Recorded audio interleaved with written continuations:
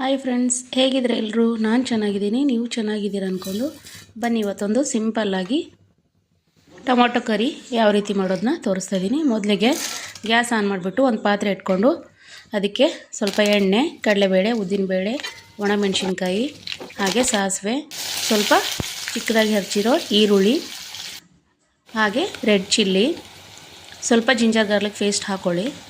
ಇಷ್ಟ ಆದರೆ ಹಾಕ್ಕೊಳ್ಳಿ, ಇಲ್ಲಾಂದರೆ ಸ್ಕಿಪ್ ಮಾಡಿ. ಸ್ವಲ್ಪ ಗರಂ ಮಸಾಲ, ಹಾಗೆ ಧನಿಯಾ ಪೌಡ್ರು, ಒಂದು ಚಿಟಿಕೆ ಅರಿಶಿನ, ಒಂದು 6 ಟೊಮೊಟೊನ ಚಿಕ್ಕದಾಗಿ ಹಚ್ಕೊಂಡಿದ್ದೆ, ಅದನ್ನು ಇವಾಗ ಒಗ್ಗರಣೆಯಲ್ಲಿ ಹಾಕ್ತಾಯಿದ್ದೀನಿ. ಸ್ವಲ್ಪ ರುಚಿಗೆ ತಕ್ಕಷ್ಟು ಉಪ್ಪು, ಹಾಗೆ ಒಂದು ಲೋಟ ನೀರು ಹಾಕ್ಕೊಂಡು ಸ್ವಲ್ಪ ಹೊತ್ತು ಬೇಯಕ್ಕೆ ಬಿಡಿ. ಬೆಂದಾದಮೇಲೆ ಸರ್ವಿಂಗ್ ಬೌಲ್ಗೆ ಸರ್ವ್ ಮಾಡ್ಕೊಳ್ಳಿ. ಇದು ಬಿಸಿ ಅನ್ನಕ್ಕೆ, ಚಪಾತಿ, ರೋಟಿಗೆ ಒಳ್ಳೆ ಕಾಂಬಿನೇಷನು. ಇಷ್ಟು